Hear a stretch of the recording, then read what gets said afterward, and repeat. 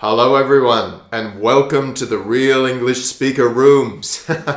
I'm Nick, your English fluency coach, and I'm going to be giving you a special series of lessons on grammar. This is the first lesson in a series of free grammar lessons for you.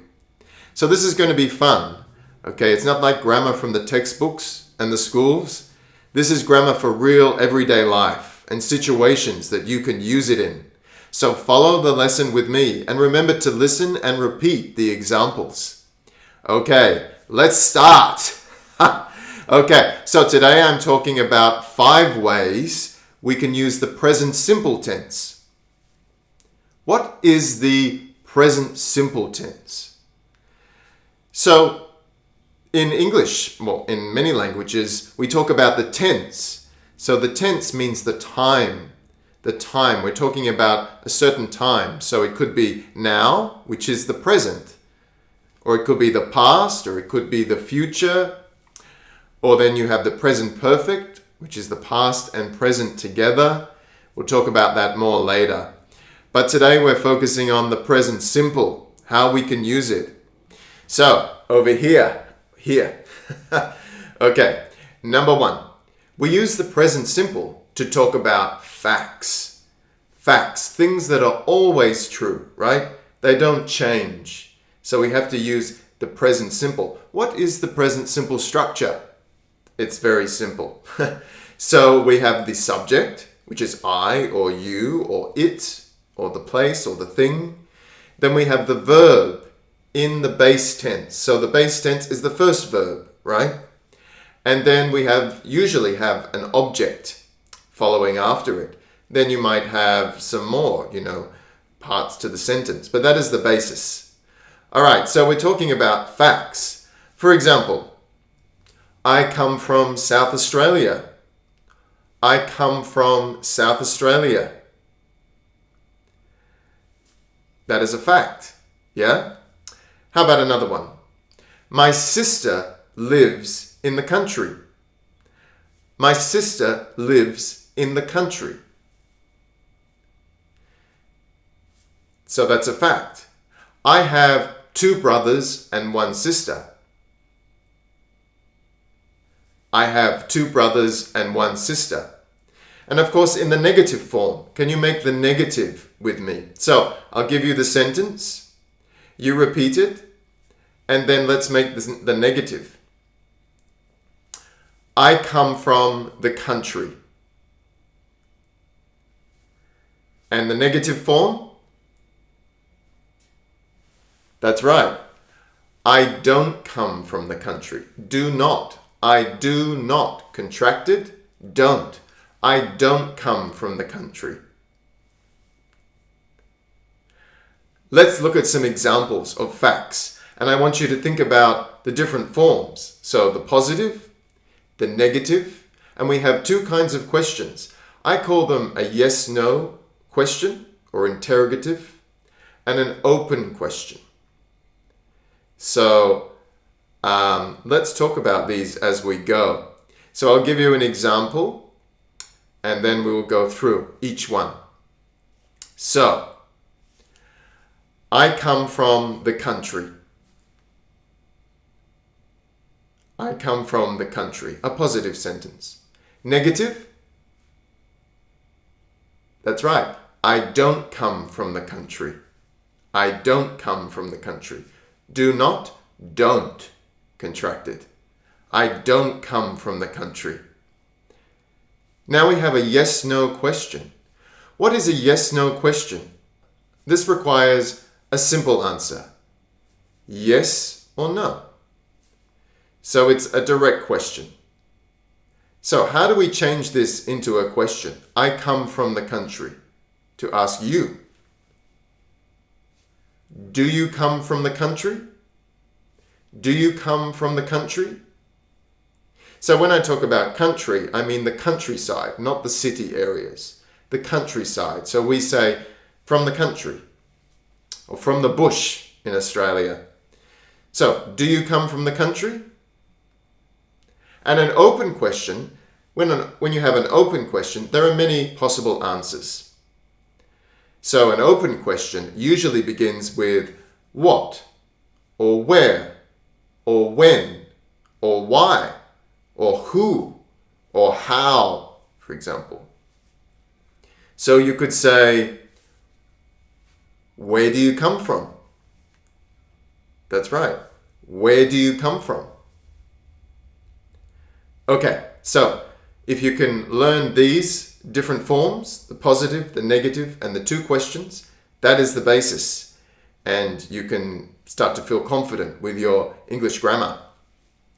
Let's go to another example using a third person. So a third person is he or she or it or Nick or Sarah, something else. So I'll give you a positive sentence. My sister loves playing piano. My sister loves, notice we must put S after the verb when we have another person. So she loves playing the piano. He loves playing the piano. My sister loves playing the piano. So the S is very important. Often people forget this when they're speaking. The negative. Can you make the negative of this sentence?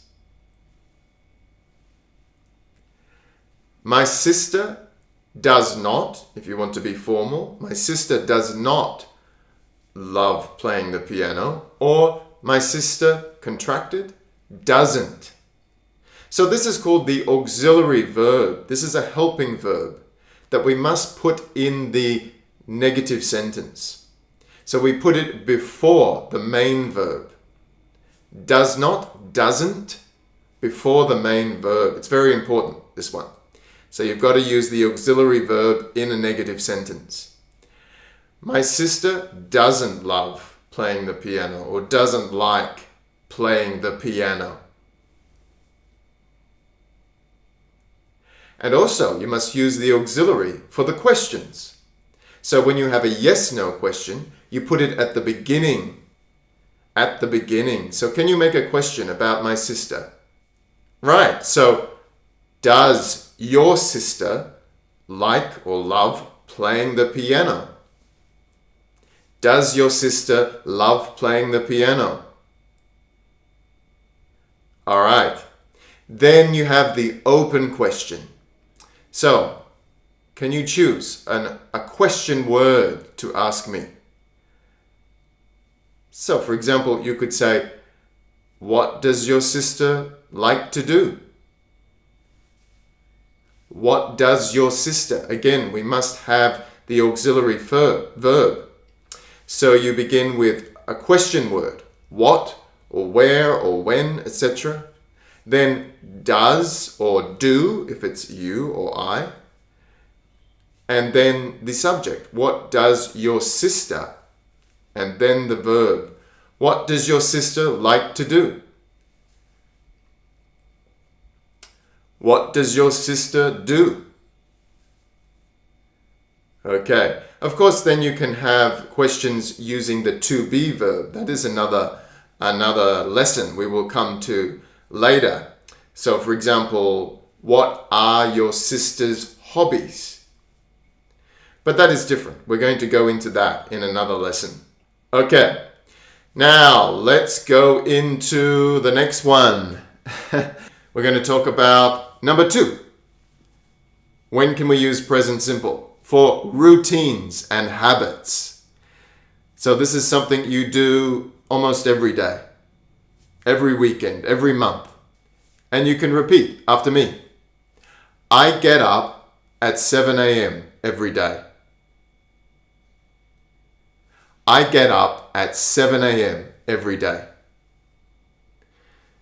So this is another situation we use present simple because it's regular, right? We do it a lot. We do it each week. It's the same. I go to bed about 10 o'clock. I go to the gym every Saturday.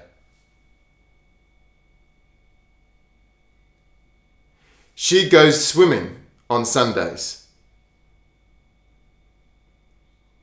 So you can make the negative and the questions. Maybe you can do it for me. So I'll give you a sentence and you make the negative. All right? Let me see. I play tennis every Saturday. And the negative? That's right. I don't play tennis every Saturday. I don't play tennis every Saturday. Okay, let's try another one with the third person. He cooks dinner on Friday nights. And the negative? He doesn't cook dinner on Friday nights. He doesn't cook dinner on Friday nights. Great. So now let's make the questions. So I play tennis every Saturday. Yes, no question. Do you play tennis every Saturday? That's it. Do you? Okay. Do you play tennis every Saturday? Yes, I do. No, I don't. So the answers, when you have a simple question like that, the answers are usually yes, I do. So we repeat the auxiliary verb. No, I don't. One common mistake I hear is, for example, I ask you a question. Do you play tennis every Saturday? Many people say, yes, I play. But no, we don't repeat the main verb. We repeat the question, the auxiliary verb. So, yes, I do. No, I don't. Or, does she play tennis every Saturday? Yes, she does. No, she doesn't. So how about an open question? An open question. I play tennis every Saturday. What about the time, when we want to know the time, the date? When do you play tennis? Exactly. So, also, how about the third person? He cooks dinner on Friday nights.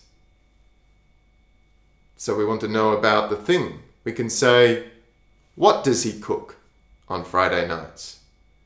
Or, when does he cook? Just when does he cook? He cooks on Friday nights. He cooks on Friday nights. So we use it to talk about our routines and our habits. Now, let's go into number 3. I'm getting confused. Number 3. So, the third situation we can use present simple is for timetables. Timetables and schedules. So what's that? A timetable is when you have a set time that you have to do something each week and each day. So when you go to university and college and school, you have a timetable for every day, all the subjects and the things that you have to do, right? So timetables are usually in educational institutions and places like that. And schedules are usually for work and business. So you have a schedule. You have things that you need to do each day. So this is usually the same each week, right? So we keep it in the present simple. So we don't use the present continuous here. We don't say, I'm having a meeting today. Or I'm going to Melbourne tomorrow. We don't need to. We keep it in the present simple. For example, I have a meeting today. I have a meeting on Wednesday. My boss has a meeting next week. I have a client tomorrow. I have a client tomorrow. And also, as you can see and you can hear, we're talking about the future here, aren't we? So we're using the present tense, but we're talking about something coming in the future. But we don't need going to or will in this case because it's set in the schedule. So, for example, we can use it for travel timetables as well. The train leaves at 6 o'clock. The train leaves at 6 o'clock. My flight leaves at 10 o'clock tomorrow. My flight leaves at 10 o'clock tomorrow. So when you talk about timetables for transport, you can use present simple. And I'm going to check again, one more time, your knowledge of negative and questions. So let's go. The bus leaves at 5 p.m. Negative. The bus doesn't, because it's the third person. So the bus doesn't leave. And also, notice here, we take off the S in the negative. So the bus leaves, we must put S after the verb in the positive. The bus leaves at 5 p.m. But in the negative, we don't need it because we have an S with does. So the bus doesn't or doesn't. The bus doesn't leave. No S. The bus doesn't leave at 5 p.m. A yes/no question. Does the bus leave at 5 p.m.? That's it. And the open question for the time? When does the bus leave? When does the bus leave? Or what time does the bus leave? We can also use the present simple to talk about a process, to talk about how something works, like a system, or a method. So this is quite useful in work situations, isn't it? For example, maybe you have to talk about how your computer software system works, or how you do some process in your workplace, how you serve the customers, how you operate the machines, how you clean the place. For example, when you talk about how to use a printer at work. So you turn on the printer, of course, that's important, and you put in the ink, and you insert the paper in the drive, or you just insert the paper in the holder. So we often use you to explain how to do something. You do this and you do that. And we just use the present simple. Let's think of another example. You can use it when talking about cooking and how to make a meal. So you boil the potatoes. For example, how to make a cup of tea. You boil the kettle. You turn on the kettle.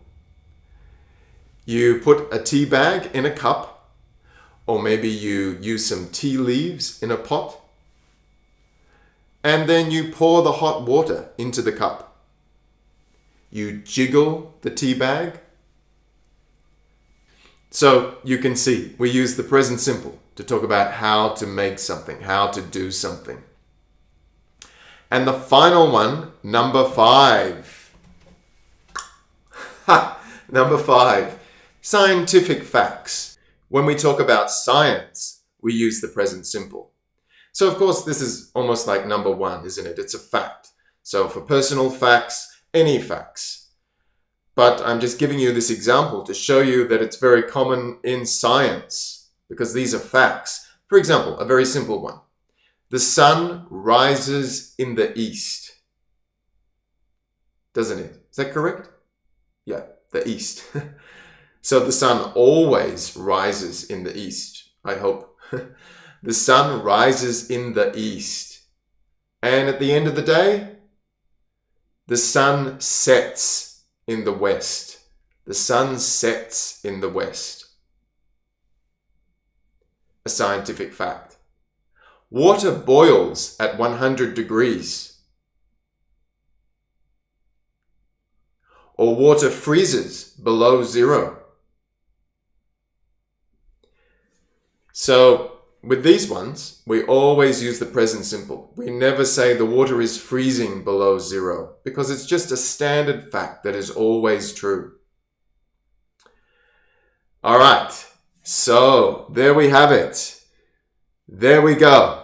5 very common ways and situations that we use the present simple tense and how to use them with negative and questions.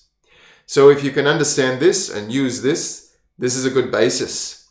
This is a good basis for your English. And even people at higher levels still make mistakes with this. So it's a good review for you. Don't forget to please subscribe to my channel.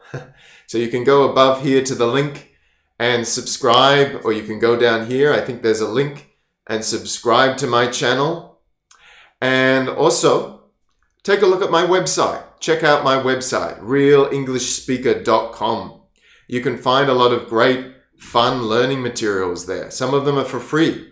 You can find some free audio lessons, my free blog articles and videos, and you can check out my courses on there, my face-to-face and Skype courses.